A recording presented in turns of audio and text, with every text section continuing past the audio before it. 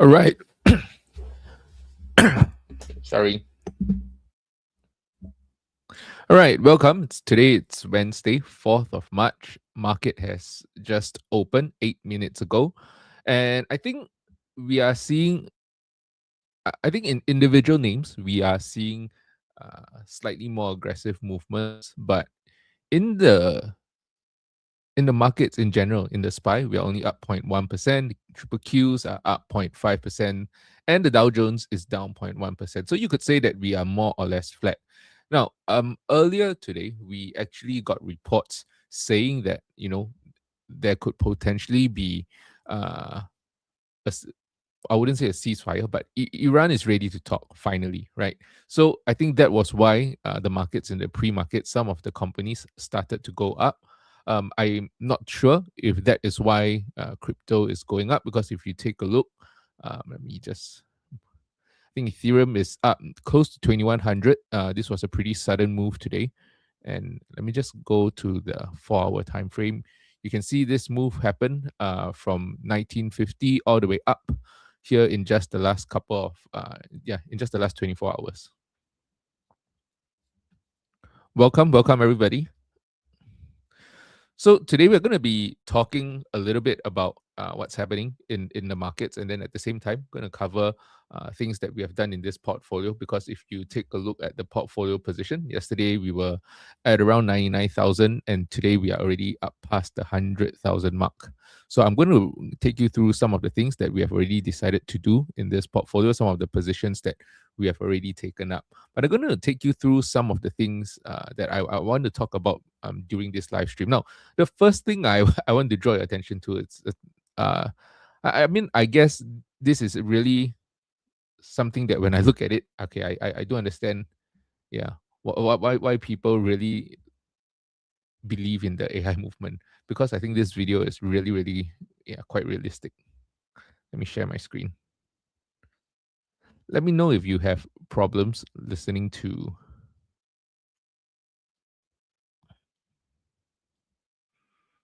Have you guys seen this? This is exactly why people should be buying Nvidia.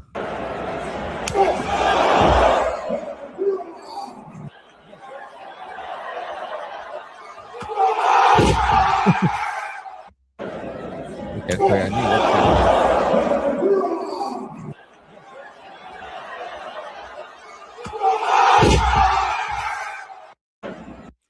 right, and so that is exactly, I'm pretty sure that is exactly why Tesla mega investor Koguan basically says that he had bought 1 million Nvidia share. He probably watched that video and decided to buy 1 million shares of Nvidia. Not just him, in Nancy Pelosi's portfolio, she has decided to trim her share positions in some of these companies. He sold $50 million worth of shares of Apple, 5 million of Nvidia, and 5 million of Disney, and then bought new call options, 500k of Google Leaps, 500k of Amazon Leaps, 500k of Apple Leaps, and 250k of Nvidia Leaps. So I think by and large, you can see, yeah, why people, I mean, you can see investors slowly starting to buy into some of the fear that we are seeing in the markets right now. It's not just about AI. I think in general, we are starting to see names around the market start to recover a little bit. I think the only thing, I think I've been mentioning this a couple of times previously, is that when you look at the S&P, we seem to be bouncing off the 50-day moving average pretty frequently. Let me just bring you back to the charts, and then you can take a look.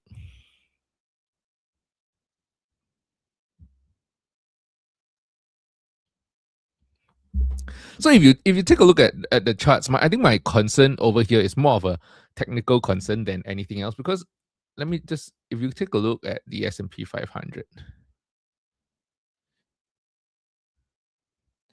you can see that on a 4-hour basis, in fact, on a 4-hour basis, we have been pretty much range bound since October of 2025, right? Between, let's call this 6100 and around close to slightly above 7,000, around 7,000. So we've been in this 300 points range for the better parts of 4 to 5 months. Yes, yesterday we had this breakdown all the way to 71.10, and today we are bouncing back again. But right now it seems like we are seeing a rejection. Let me go to the SPY. I think I see this easy on the SPY. So if you take a look at the SPY, right, you can start to see something. You can start to see that there's rejections happening in the 50-day. Let me see. Let me just zoom in here. So you can see across the last 2 weeks, we are having problems getting past this 50-day moving average. And I think right now, everything is really on the precipice. We just need like a strand of bad news to take this thing down all the way. Now, yesterday, the good news is that we tested $671 and basically bounced from there.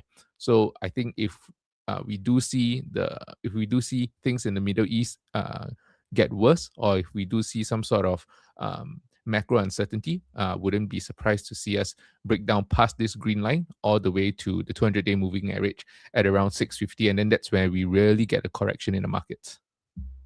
But again, perspective, this is a long overdue correction because the last time we were touching the 200-day moving average is right around here in May of 2025. So, I mean, personally, I wouldn't mind this going down to 60. I mean, nobody wants to see a correction, but to me right now, rather than just being stuck range bound for so long, I rather them I just break down over here, you know, give the market some relief, and then at that point in time, investors can decide how they want to allocate the money, and then we can go further higher from here. So that is my take from about where the market is going. Uh, Basically, I think we are starting to see some investors pile into the bigger names, right? Nvidia is one of them that we have gotten some buys recently, and I think that the reason for that is because we are starting to see perhaps some relief in the Middle East. And at least Trump and his administration have given us a timeline that they're expecting this to end in hopefully 4 to 5 weeks. But of course, they did tell us that this could go on for longer if they choose to do so. Okay, so moving on from this, I'm going to just take you through what we are seeing, what I'm doing in the portfolio. Right now, this portfolio stands at just over $100,000. If you remember yesterday, this was $100,002. So I'm going to show you what we have done. Give me a minute. I actually documented this on X. So for those of you in future, if you want to have a slightly earlier sneak peek on what's happening, you can just follow my X account, and then you can get updates there. Okay, so I think this is pretty small. Let me zoom this in for you. Okay, so you can, if you really want to get the earlier updates, you can follow it over here. So yesterday started off the portfolio with $100,000.90. Yeah, somehow or other, I'm stuck with the 90 cents, and I only can convert a single dollar. I can't convert 90 cents, so now I can't withdraw that. So that's the starting point. So far, we have three names in the portfolio: Amazon, Grab, and SoFi. And like I said, SoFi is the only name that I will replicate both in my main portfolio as well as this challenge portfolio over here. So very simply, let me just take it down. So from where we started yesterday, we have around $91,700 in cash, and then we had our stock positions over here. So I'll be breaking down everything. The idea of this portfolio is that I want this to become a multi-year challenge where I'm publicly building up this portfolio, and the main aim for me is to beat the SPY on a 5-year timeline. Now, if you ask me, I'm actually hoping to grow this portfolio from $100,000 to at least $500,000 during that time. We'll see whether or not we can do that, because I don't plan to just hold on to shares. We'll be using options strategies, buying leaps, and running the wheel strategy at the same time. Now, there are only 3 simple rules over here. Firstly, that I'm only allowed to add fresh funds on the first trading day of each new year, which means the first trading day in January of 2026, 27, 28, so on and so forth. So to assess the returns, we'll be looking at the time-weighted returns. I will not be doing any withdrawal from this account until the end of the challenge, which will make the profit margin, the profits from this account very much easier to track. And of course, I can use option strategies as well, right? So this is not something that I am only going to keep to shares. Give me a minute. I just realized I think my setting is wrong.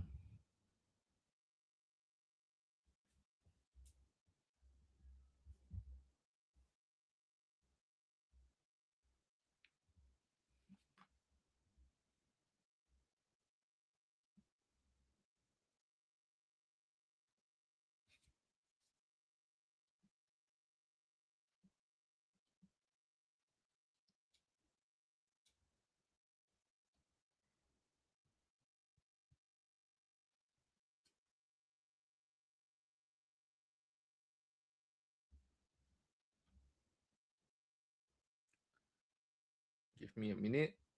Uh, yep. Okay, done.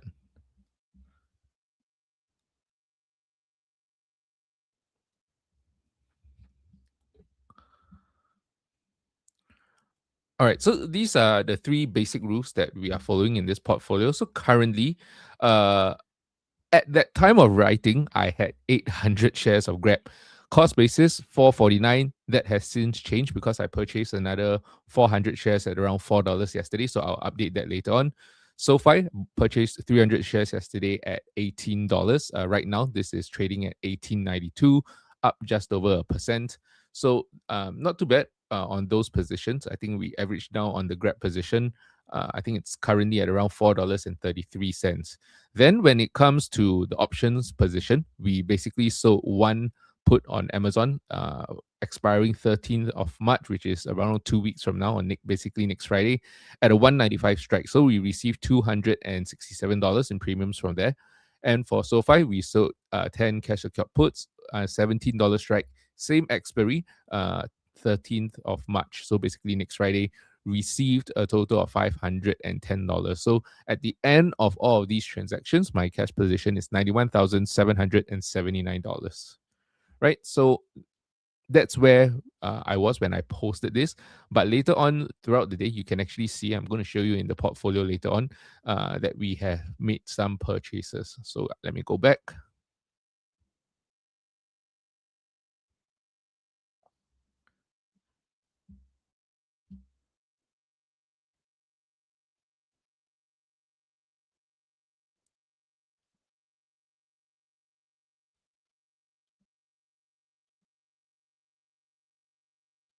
Wait a minute. Bear with me. I'm still getting used to this. Okay, so as we dive into the portfolio, I'm wondering whether I can just zoom in here. No, I can't. I can't really zoom into the portfolio for you. I hope you can see the positions here and the position sizes. Basically, if I go into history, I type Grab, you can see that. Uh, where is it? Yeah, we first bought 300 shares of Grab at around $4.50, and basically yesterday we bought Grab. Did we not buy Grab yesterday? Am I mistaken? 1,200.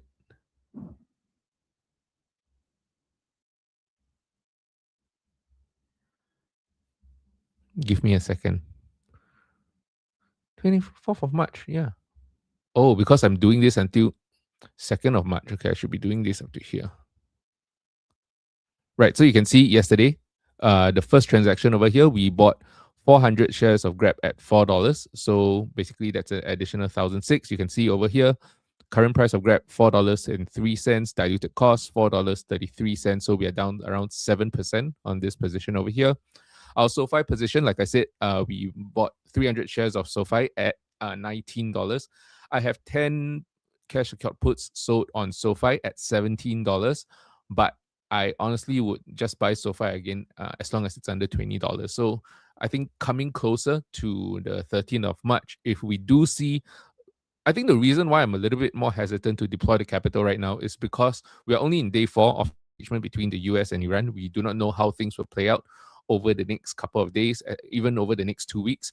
So I think towards the end of next week, on the closer to the 13th of March, I think if there's a chance that this cash account puts get exercised at $17, then sure, I'll just buy the 1,000 SoFi shares at $17. Otherwise, I might just average up this position and buy it closer to $19, $20. And then Amazon, I am I'm taking a little bit of a risk over here just by selling a cash secured puts at $195. I'm not exactly sure whether or not it will get to $195. The reason why I've chosen to do that is because, like I said, I do think that in terms of the SPY, we do see some weakness. If we see the SPY break past the 50-day moving average again, then I'll just go and buy Amazon outright at that point in time. But for right now, as long as we are bouncing off the 50-day moving average, I feel a little bit safer just owning it through the cash secured puts, having the funds set aside there. Initially, I wanted to buy 200 shares of Amazon, but after that, I realized that would take up around 38, 39% of the total capital in the portfolio. So, which is why I'm only keeping it to 100 shares, which is around 20% of the portfolio.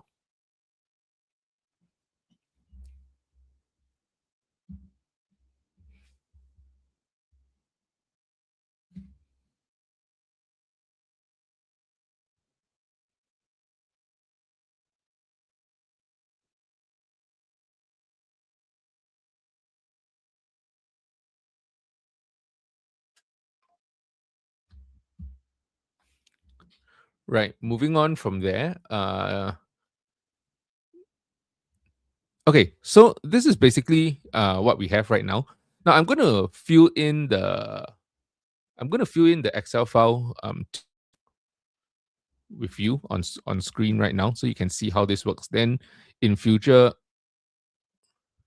oh, yes, I'm quite surprised that I mean, not I guess yeah, it's quite surprising that the market has taken it as well as it has. So I'm going to show you right now on screen as I fill up the Excel file. You can actually see how this works, and I'll break it down for you in a separate video. Right now, I'm just going to take you through how I fill this up so that you can see the different parts of the Excel file. So just let me share my screen over here. I'm going to start with the Amazon position. Let me zoom this in for you.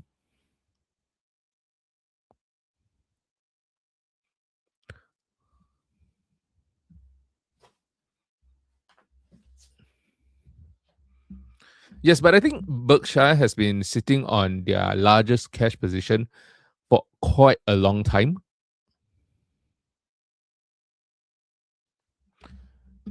Oh, yes, I'm live. During the month of March, it will be 3 times a week. And then starting on the 5th of April, it will be a daily thing. And so we are going to be tracking this portfolio religiously every single week. Okay, so I'm going to show you my version of the wheel tracker. I think for most of us on YouTube, you would have watched people like Tanner, even Steve, TJ, and things like that. Everybody have their own different version of the wheel tracker. I've tried to do it on Google Sheets, but really, I think the functionality on Excel wins out over here. One of the reasons why I've decided to do it on Excel is because I think formula wise, I find it easier to use Excel. Right. So I moved Grab from my bigger portfolio over here. So this is something that I can track publicly because I think with my bigger portfolio, sometimes I'm trying out certain things. So the profits over there gets a little bit confusing to track. Oh, you're welcome. I mean, I do really like BMNR.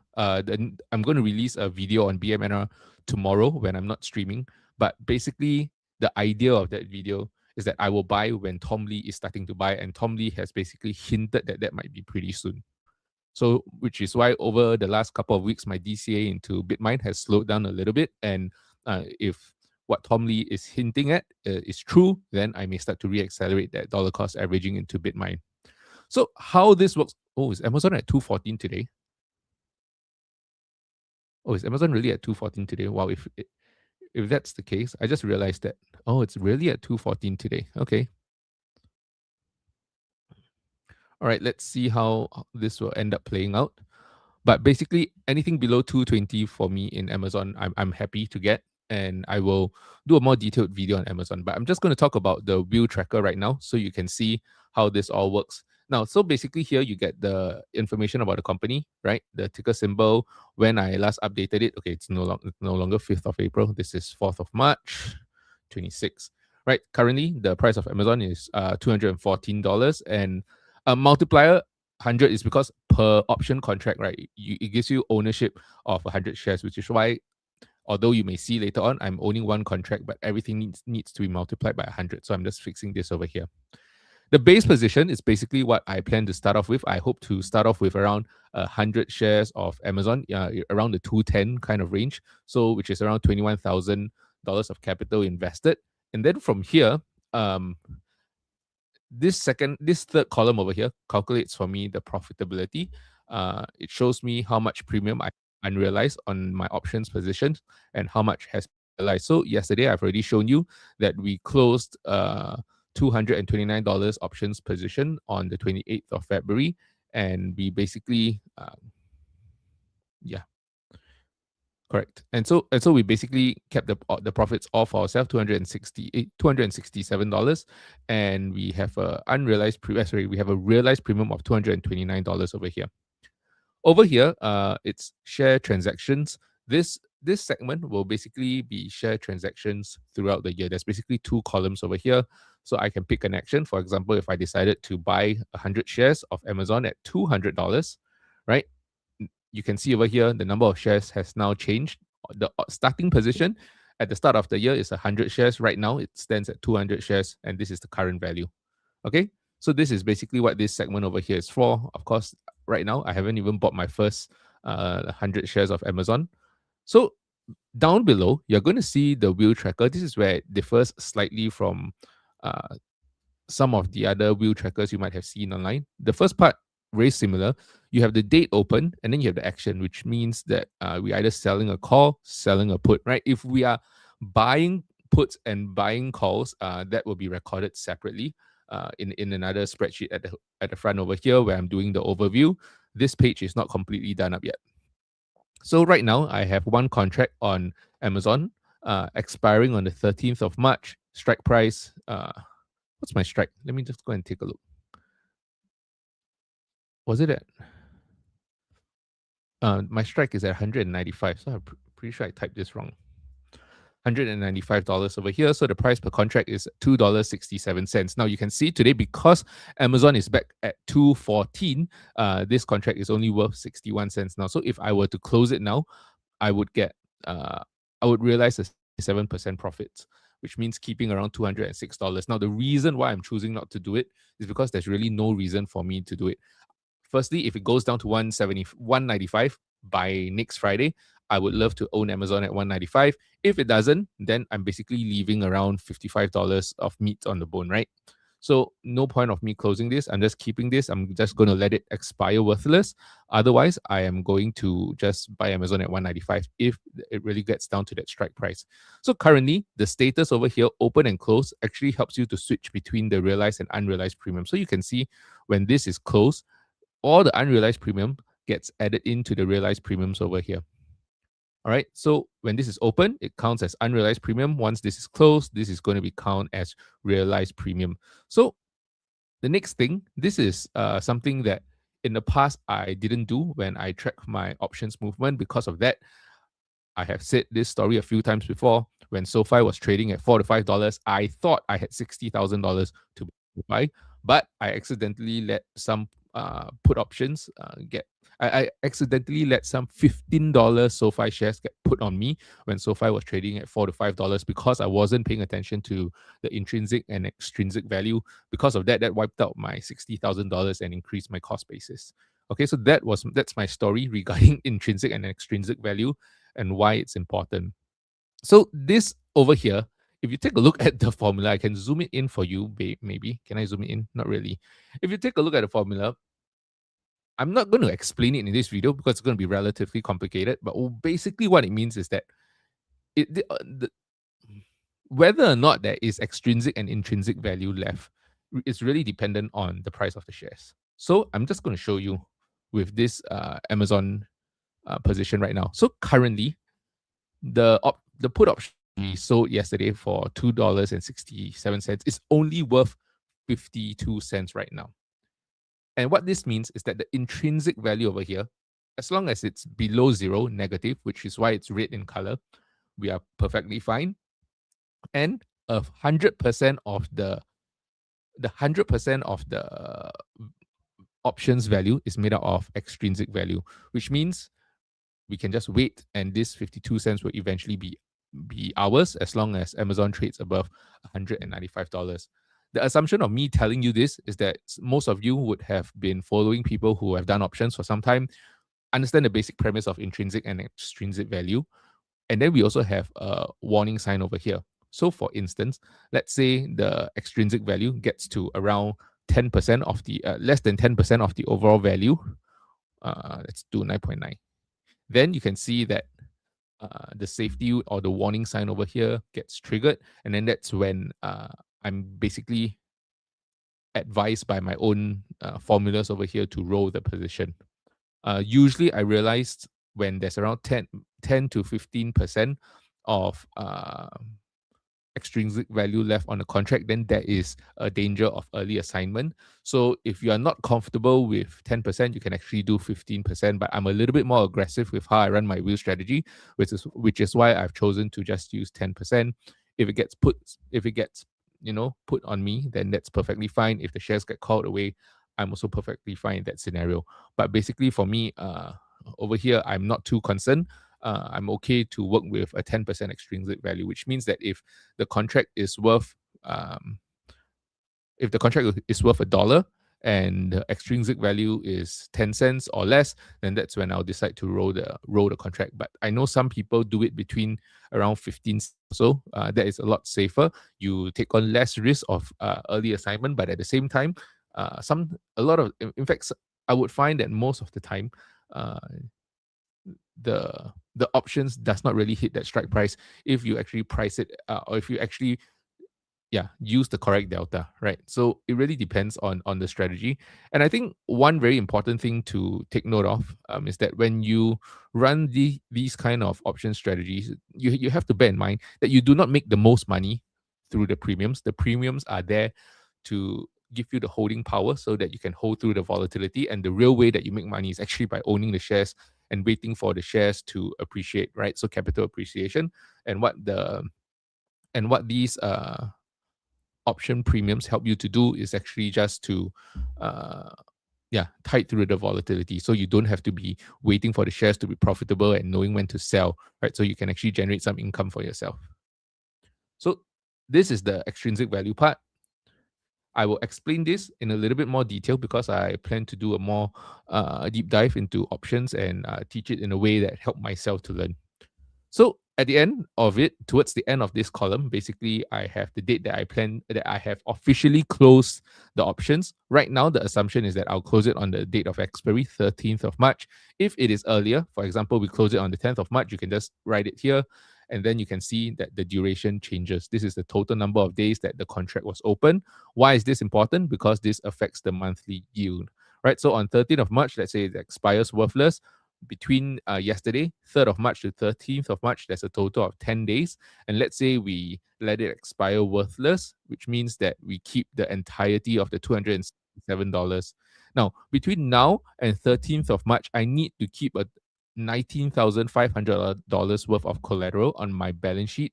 And in just 2 weeks, or slightly less than 2 weeks, I received $267 for keeping this collateral on my balance sheet to buy Amazon at $195.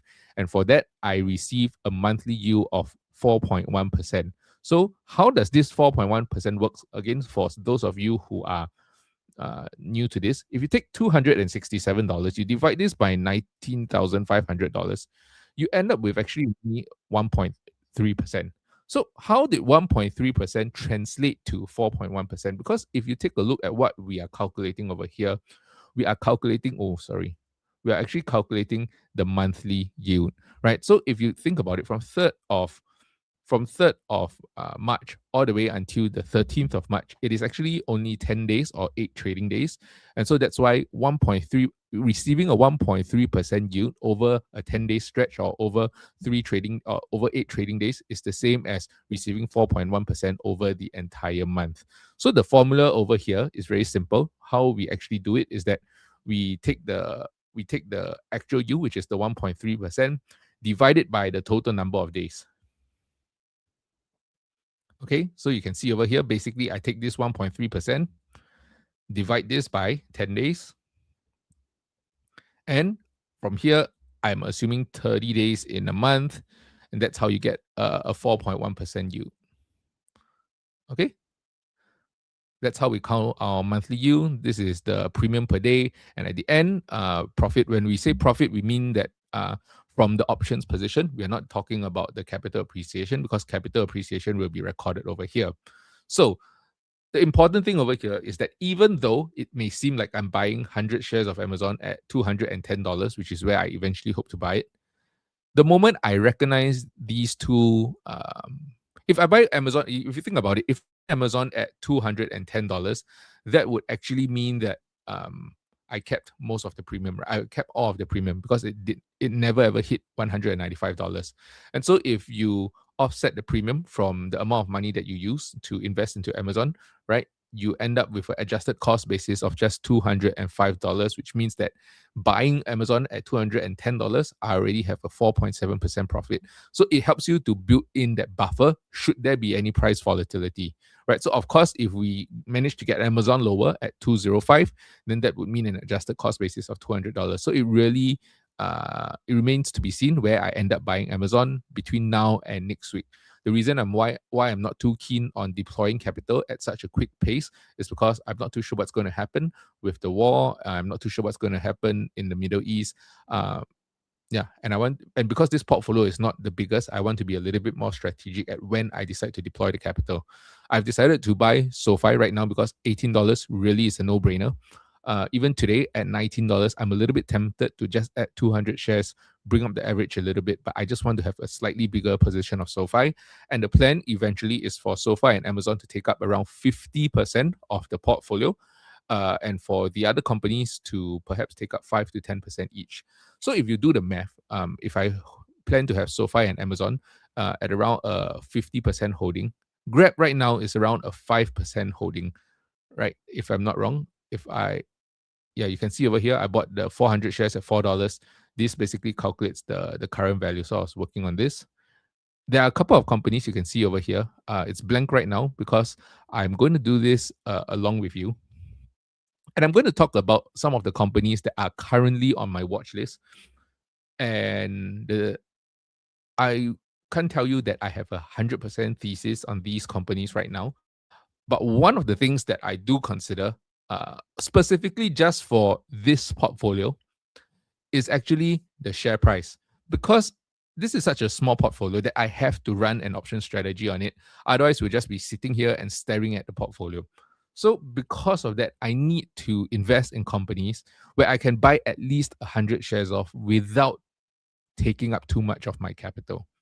So I'm going to show you over here because one of the names in this list is a company that I really like, especially if you consider where AI is moving towards.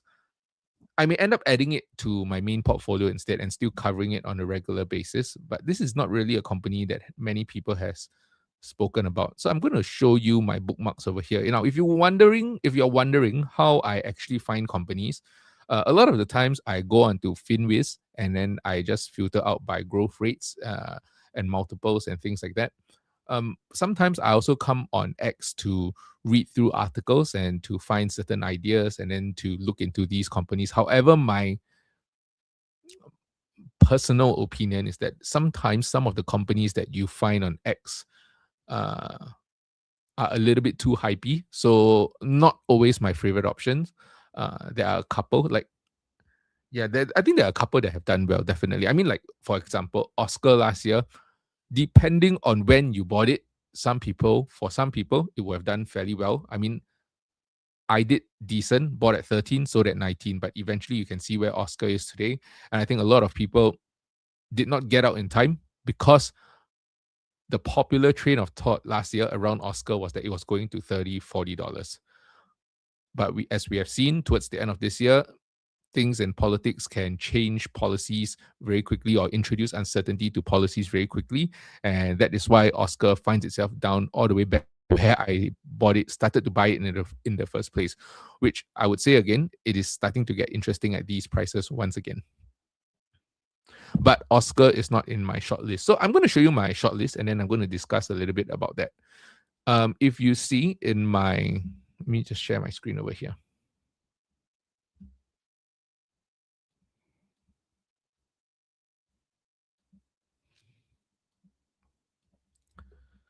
So basically, one of the names that we and I'm going to show you because some of these names are not new to the portfolio. I've held it before previously. This portfolio that you're seeing, I've basically cleared out all of the profits and basically restarted from zero. But I can show you the performance later on. But over here, oh, my light just died. One of the first names that I'm thinking about adding into the portfolio is UNH. We actually got into UNH back when it was trading in the $200 ranges, and then we sold it off at around 346, if I'm not wrong. Later, I'll double check for you in the brokerage itself. But basically, we traded it for around $50 to $60 and got out of it in the 340 ranges. And so right now, I think healthcare in general is in a very rough position. And I do think that currently it is undervalued because people misunderstand the situation and there's a lot of fear and uncertainty over regulations and what the Trump administration is going to do. Now, personally, I think anything that the Trump administration decides to do is going to be a more short to medium term risk to the company, but I do think that they're able to pivot, they're able to adjust the business in a way that still keeps them profitable. I mean, the old United Health CEO came back, and I believe his compensation is tied to the stock price, so he has the incentive to basically drive up earnings, and at the same time, perhaps continue to buy back even more shares.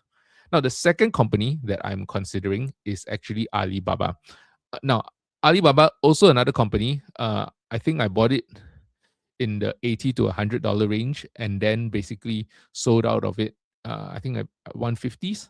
I remember and the thing about Alibaba that was interesting to me is that initially, before I understood how all these brokerages work, I was a little bit afraid to own it uh, in my US margin account. I ended up buying it on the China side. But I mean, now that I know how things work, yes, it's a little bit of a hassle if Donald Trump decides to say that all Chinese companies cannot be traded on anymore.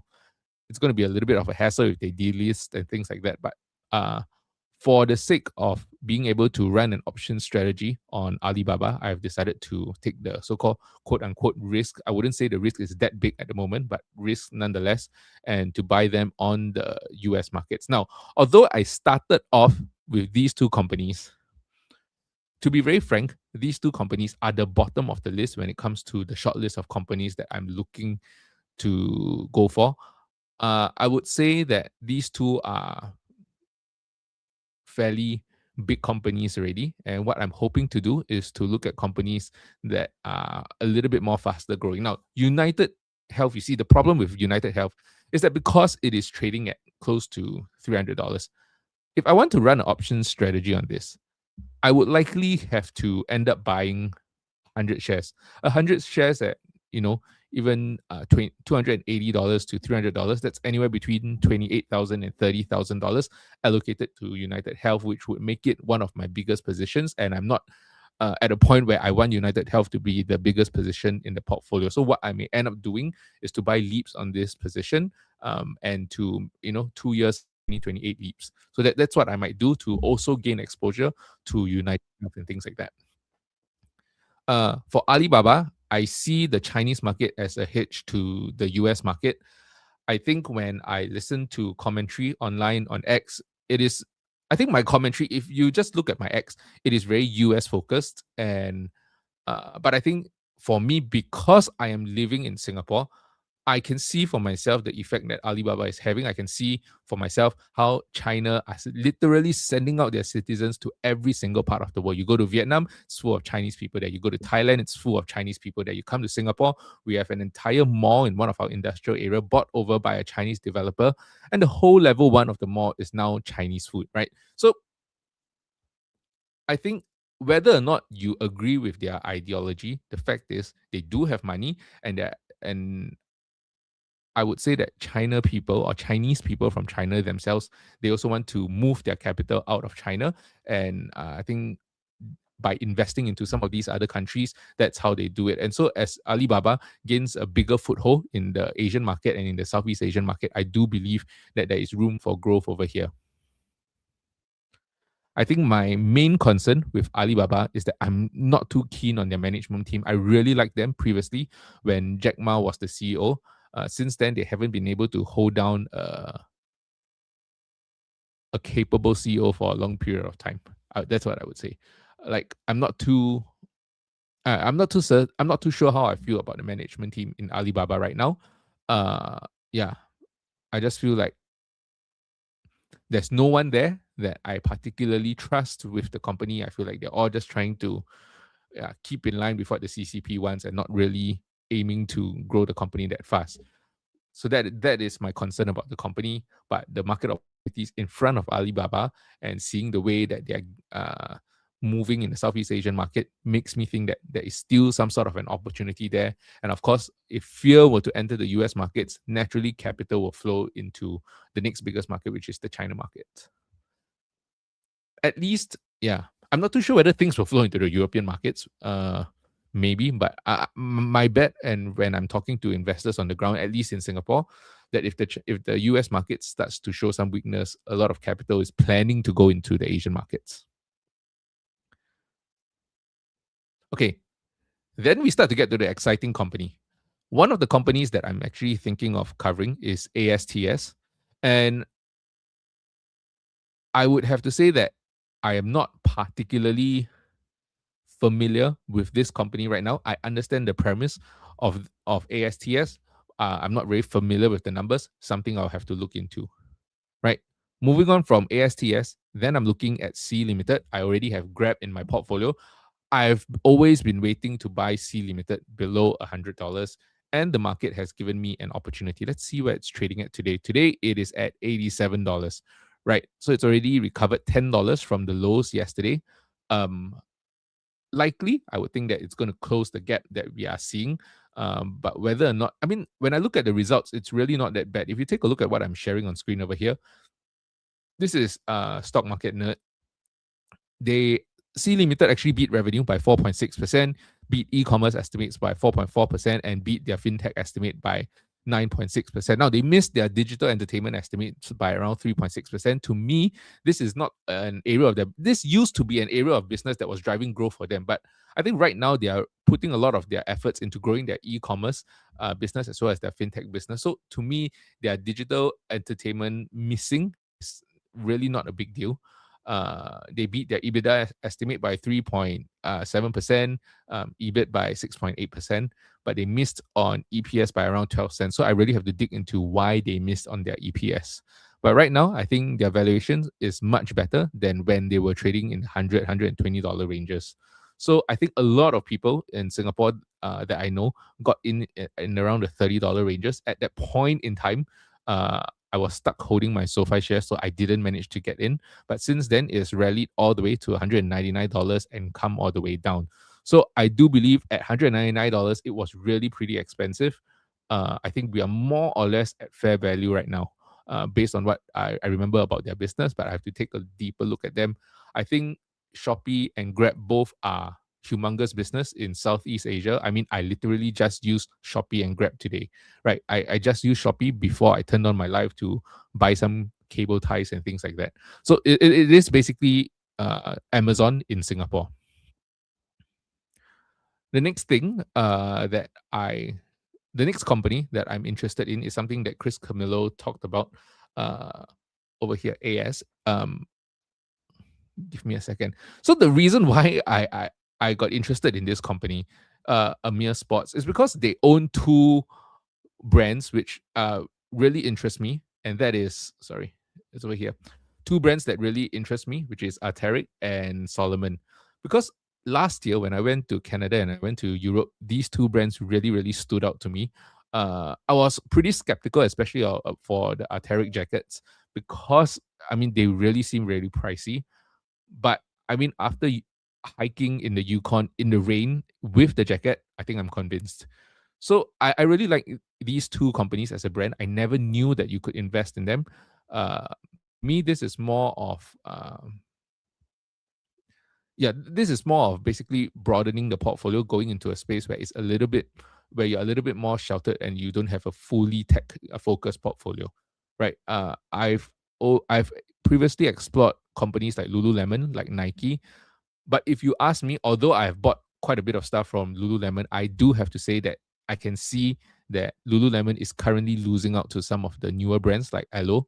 I mean, the very fact that when I go into my app store in Singapore, I can't see a Lululemon app, but I have an Alo app available for me to download, makes me a little bit worried about how fast that company is moving. And so, because of that, if I'm moving into the apparel space, this is something in the premium apparel space where they have huge margins compared to some of their peers because of how pricey their things are. And the Solomon shoes, I'm just seeing them everywhere in Singapore right now. So if let me know if you guys are seeing the Solomon shoes. I believe it's the XT6, the Trail 6 or something like that. I believe those are the ones that I bought as well. It's like the one with the three. It sounds like Adidas when I say that, but it's the one with like the three stripes at the side. Let me see if I can find a picture for you.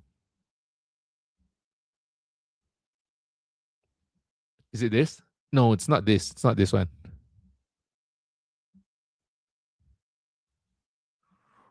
I can't see it. I can't find it now. I saw a bunch of the shoes earlier. I can't remember who shared it.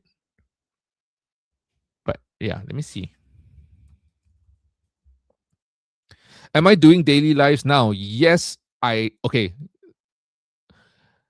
In the month of March, I'm doing 3 times a week, but in April onwards, I will be doing it daily. So yes, Nish, uh, I will be doing daily lives is the short answer to the question. But starting from April, right now I'm doing Monday, Wednesdays, and Fridays. We'll keep DCA and still down 20% plus on BMR, but it will recover. If you are down only 20% on BMNR, it means your cost basis is lower than me. I believe I'm down around 30 odd percent, 30 plus, 40% around there. I think my cost basis is like mid 30s if I'm not mistaken. Okay, just very quickly, this is the shoe that I'm saying. I'm literally seeing this everywhere.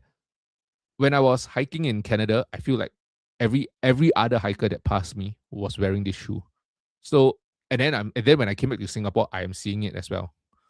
So I already like the company. I never knew both of them were trading under Amir Sports until I heard Chris Camillo said it, and that's what sparked the interest. I've always wanted to invest in an apparel company. I swung trade Lululemon for a while because I got assigned the shares. But personally, I'm not too sure, or I'm a little bit concerned about how fast the company is moving. I do think the newer, younger brands are taking market share from them. So that is why I haven't been actively looking into that company a lot deeper. Nike turnaround story, but I do think it's going to take some time. Whereas I think what really attracts me to Amir Sports and particularly to the brand Arc'teryx and Solomon is really the margins that they are commanding, very similar to On Holdings. So this is something that I'll be looking into and talking about a little bit more. Okay, so with that, let's go back to the other portfolio. Now, then after Amir Sports, after ASTS, of course, I have to look into Robinhood. When Robinhood was trading in the $17 ranges, I was waiting for capital to come into my account.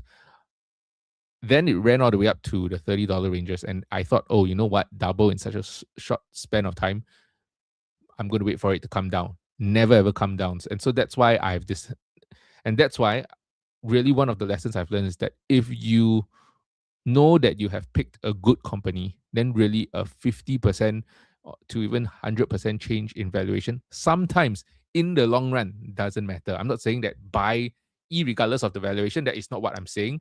But I'm saying that a fair valuation is usually a price range and not really a specific price point. And the reason why I bring that up is that because a lot of times when people ask me about valuations and how I look at companies, I always ask them to think about Apple back in 2009. Would you mind buying Apple at $100 or $150 back in 2009? That $50, yes, it's 50% more. But by the time 2026 comes around, it wouldn't make any difference to you. And so because of that, I do have to say that I really missed the boat with Robinhood. I should have bought it in the 30s. I was, being a little bit, even at $30, I knew they were undervalued, but I was just thinking that, you know what, the momentum cannot carry it that much higher, but I was wrong. So this is something that I'm looking to get into. It's currently trading in the $70 range where I'm actually pretty comfortable with opening a position. So if I open a 200 share position, that's around $14,000. The only thing, like I said, markets, the S&P is currently still hovering just below the 50-day moving average. If we get a rejection and a correction downwards, I think Robinhood comes down as well. And I think because of that, plus the fact that we are in somewhat of a crypto winter, these two things combined together, the macro thesis wise, makes it a little bit hard for me to immediately go out and buy this company.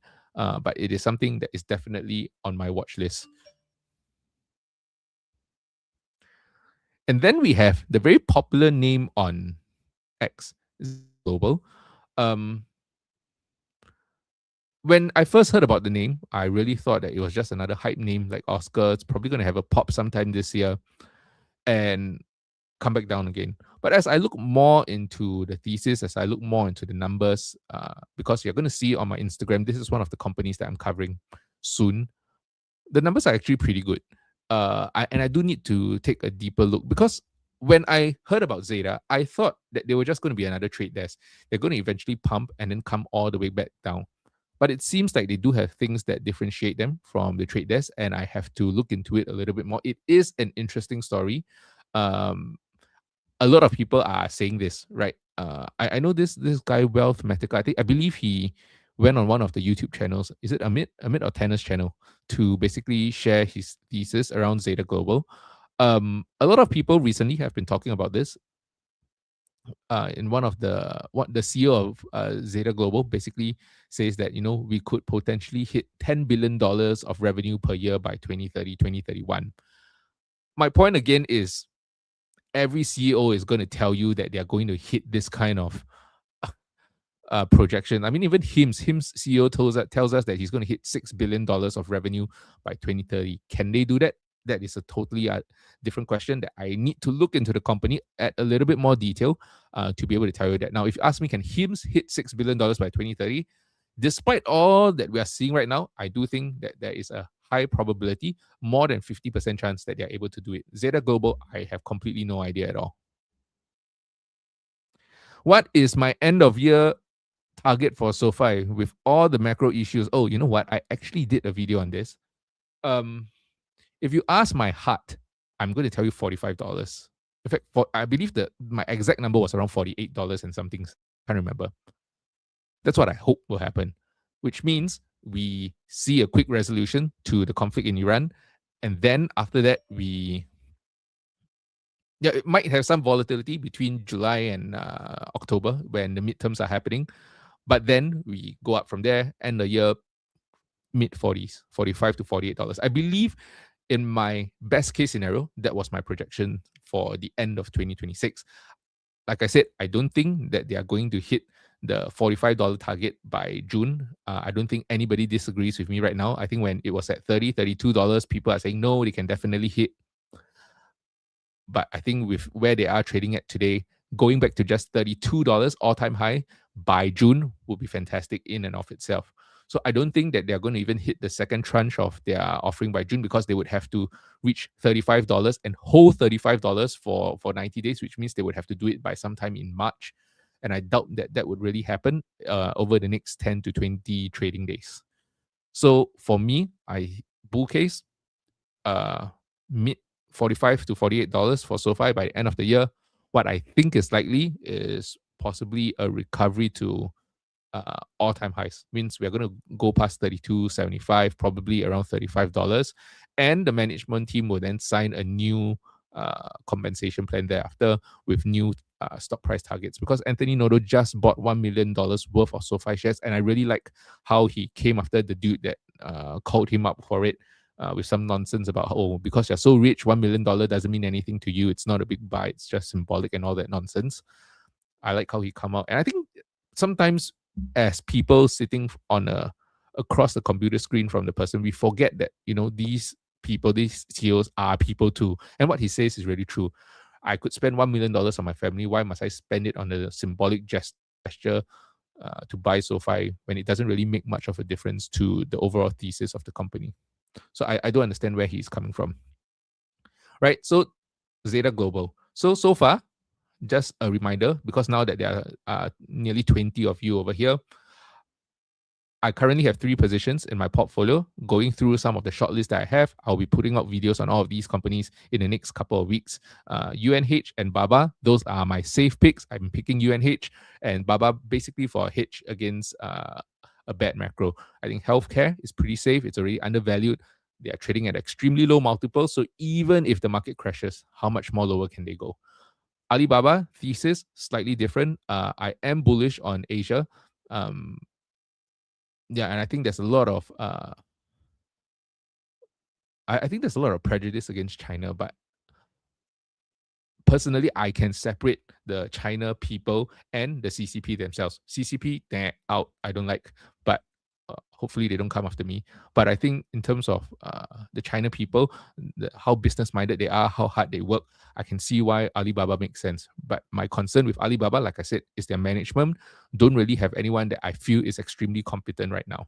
Okay, moving forward on the more exciting growth names, then I'm talking about looking at ASTS, something that I've been interested in for the future. Haven't really looked into it. I thought I would have more time about this because they are not. Yeah, but I thought I would have more time to look into this, but I didn't expect how fast they rose throughout the year in 2025 because this was something that was always on my radar since last year. It's just that I basically sat on it because I thought this is going to be a next 5, 10, 15-year play. So I wasn't really looking into it, but I wasn't prepared for how fast they would actually go up. So I'm actually hoping that they correct. Then, of course, looking at C Limited, I think the recent drawdown after the earnings might be a little bit overblown. Always wanted to buy them under $100, so now I really have my chance. I'm going to look deeper to them. Then Amir Sports, which owns Arteric and Solomon, which is two of the brands that I really am starting to like. And this is something that I've heard from Chris Camillo. Of course, Robinhood. Everybody knows Robinhood. And then Zeta Global. Now, my next 3 companies are basically really 3 of the companies that I really would want to buy. And if I don't buy them in this public portfolio, I may end up buying them in my own personal portfolio. The first of the 3 companies is CrowdStrike. And I think CrowdStrike is just an absolutely phenomenal company. I do think that at times they are trading at extremely rich valuations, but they are trading at extremely rich valuations because if not CrowdStrike, then who? Like, who else is going to provide you with this kind of level of cybersecurity? And I do think for CrowdStrike, if you think about the blue screen episode that happened, you can see how much of the world is actually affected by this company and how deep inside all of the organizations they are.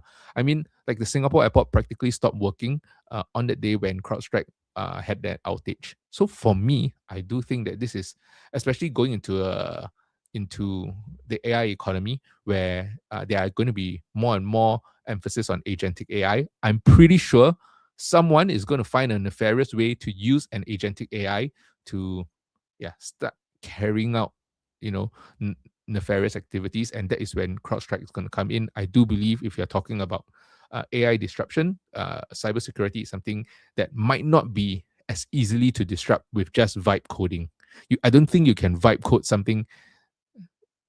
Yeah, I really don't think you can vibe code something that can protect you from any kind of AI attacks, right? So cyber AI attacks. So for me, is the primary thesis about CrowdStrike: rich valuation, great business. Looking into it a little bit more. To me, if you ask me, this is, I would say top second, first or number first, top 2 positions in my list of companies to buy. The only problem right now is I believe they are trading in the $300 ranges, although they have dropped by so much. Let me just double check. CrowdStrike. Okay, right now, even though they are down from $566, well, you can see they bounced off the line over here. Although they are down from $566, still, this is at $387. So if I were to buy 100 shares, remember I have to buy 100 shares because I want to run an option strategy on this, then I would say that, this will end up taking 40% of the portfolio just by itself. It's going to be nearly as big as the SoFi and Amazon position. So what is likely to happen is that I will end up, uh, yeah, I will end up buying this in my main portfolio, but I'll still be covering this on a regular basis. I do think moving into uh, a time where we are more reliant on AI, cybersecurity is going to be more important than ever. And I really like this company. Let me just take a look at the leaps. Can I buy leaps on this company? How cheap is it? If I go all the way out, December 2028, wow, that's 26, 27. Oh, if I go out December 28, okay, you see, I like to buy at the money or in the money leaps. So if I go to 350, for $15,000, I can buy December 2028, $350 leaps. That is not too bad. That is not too bad if you ask me. Sorry, uh, $360 leaps. That is really not too bad if you ask me.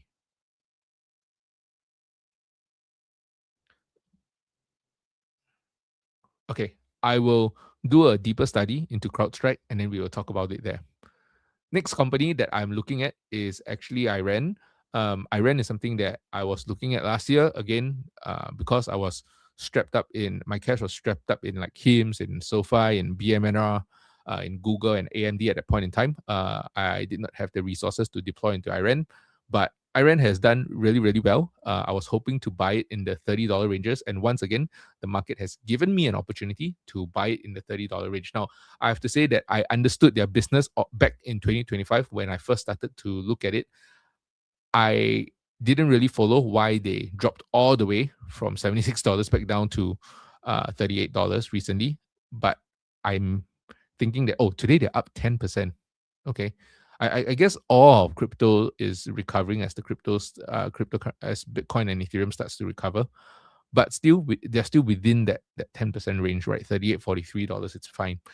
I think for me, I really like them at $35. I didn't have capital to deploy back then. It ran all the way up to $76, and then it came all the way down. So my issue over here is that since then, I never really followed the company. So I don't know why they actually came down. I need to understand the developments since then. But to me, I think with all the deals that they have signed, I believe Iran has signed a deal with Microsoft. It's a 5-year, $10 billion deal in November of 25, right? So I do believe they are an interesting company. I see that people are saying that in April, which means at the start of Q2 of this year, they're going to generate more AI revenue than they do in BTC revenue starting from April. Right. So I think we are starting to see a pivot in this company. And by the time they release their Q2 results, which means in July of this year, when the market starts to see that, perhaps they'll start to reprice them as well. Something that I'm looking at, extremely interested, Iran.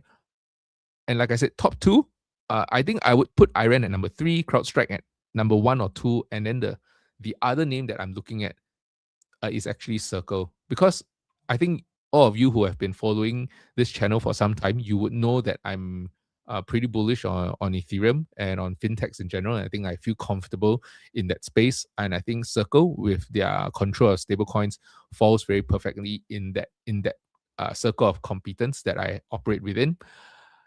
The problem is, I think I was just talking about Circle a couple of days back when it was in the $60 ranges. I didn't realize they had earnings later that day. After the earnings, goodness, it spiked all the way up. So, I mean, if you take a look right now, you can see they just bounced off $106. Okay. I am hoping to see what happens as the momentum basically slows down. You can see on the RSI, they are overly extended. They're likely going to come down. My hope is that they close the gap. If they close the gap, I'm not selling cash secured puts. I am buying over here. If they do not close the gap immediately and they just bounce off the $70 over dollar range, I may buy a small portion and then sell cash secured puts on the rest of the position. So Circle is something that is definitely going to be held in this portfolio because I'm hoping by, with a margin of safety around $60 to $70, I'll cover the thesis over here about Circle in time to come. But basically, if you believe in the BMNR thesis, if you believe in the Ethereum thesis, then Circle makes a very logical next step, especially hoping that this will give me an opportunity to buy before April, especially because the Clarity Act is like, okay, I wouldn't say likely. I think I should not use the word likely. The Clarity Act, we hope it is going to be passed in April, right? So I think with that, that brings a conclusion to all the companies that we are planning to look at, along with the 3 companies that are already here. I'm not going to buy all of the, I think, 8 companies that I have listed on screen or spoken about today, but I'm definitely going to be adding at least 3 to 5 of those names. I think what is likely to happen, let me just share my.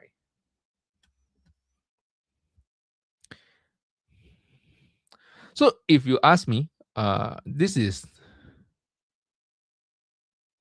because I would say that I haven't fully studied all of these companies at length. But if you ask me, Amazon would make up around 20% of the portfolio. SoFi would then make up around 30% of the portfolio. Or maybe, maybe 25, 25. Let me see. I can't decide. Yeah, I would say around 2020 then. 2030. Really can't decide. It's around there. It's going to make up around 40 to 50% of the portfolio. We'll see where we end up. Reason is because I really believe that SoFi is currently being mispriced. I think even before all the volatility that we are seeing right now, they got dragged down when there were all these private credit fears. But when you look at the balance sheet of SoFi, they do nothing in regards to private credit. So I don't even know why they're being dragged down along with the rest of the markets. And then we are looking at Grab at around a 5% allocation. I don't think I will increase my exposure to Grab. Personally, this is I am very well aware that this is just personal bias that I've wanted to buy C Limited for a long time. So these two will make up a further 10% of the portfolio. And then likely I'm going to add, one, maybe Circle. I don't think I can add CrowdStrike to this. Iran. Yeah. Circle, Iran. I feel like this is a lot of crypto exposure. Hood. Again, crypto exposure. I think 2 of these 3 companies, I'm not decided. 2 of these 3 companies, I'm likely to add. Yeah. Oh, actually, you know what? I really don't know what I'm going to add. ASTS, and then of course you have UNH and Baba. I'm likely not going to buy all because I'm going to be too concentrated. I think I can safely take out UNH, although I will cover it because at $300 per share, it's too much. I can't run an option strategy on it. With all of these other companies, I'm still able to run an option strategy on it, able to acquire 100 shares. And then so we'll see how. So there's basically around 7 companies. And so with that, you have to be following along on my X as well as Instagram so that you can understand the thesis. I'm going to post the thesis in written form before doing a video on it or talking about it on live stream. And I will talk about the companies as I buy them so you can get pretty much live updates on them. All right. So finally, the last thing that I want to talk about before we bring this live stream to a close is basically if for those of you who are interested in understanding how I look at companies, some of my price targets and things like that. Now, right now over here, I have disclaimer, I haven't posted any price targets right now. Eventually over time, that's what I plan to do. Right now, I'm just using this as a way to put out some of my thesis around some of the bigger companies. And let me just share my screen with you.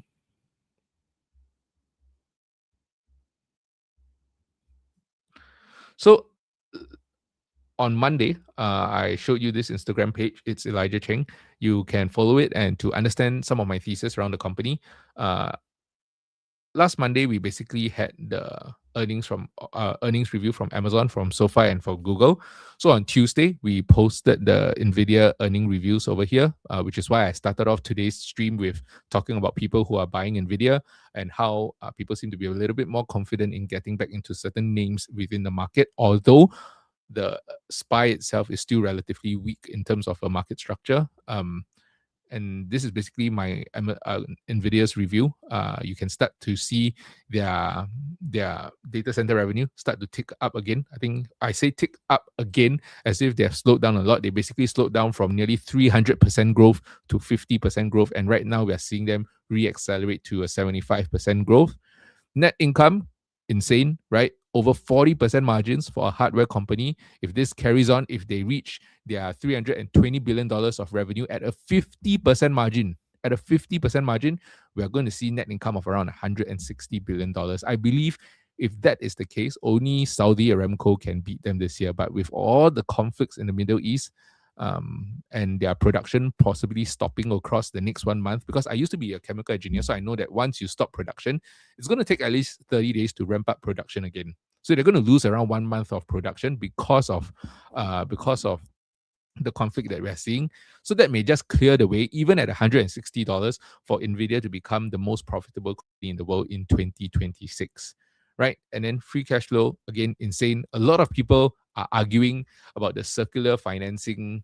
I personally don't view it as circular financing. I think that Nvidia should be having their own venture arm, because nobody complains when Google have their own venture arm. So I don't think people should be complaining when Nvidia have their own venture arm.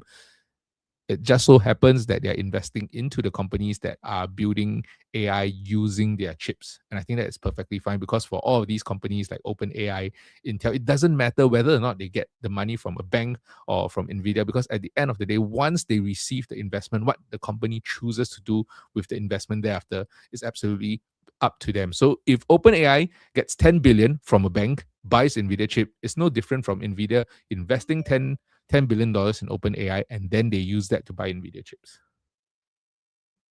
So to me, that's the thesis around Nvidia. In terms of Meta, I like the thesis. I've tried the Ray-Ban Meta glasses when I was in Canada for a while. I think it was quite impressive, but I didn't try it long enough to really have a solid impression about it. But I do understand the thesis on Meta. Their daily active users on their family group of apps is insane. Nearly half the world's population is on their apps. Revenue growing very steadily. You can see over there with over 20% year-over-year growth, despite producing nearly $60 billion in revenue. Net income, despite the 1 quarter of tax write-offs, they have been increasing steadily over the years.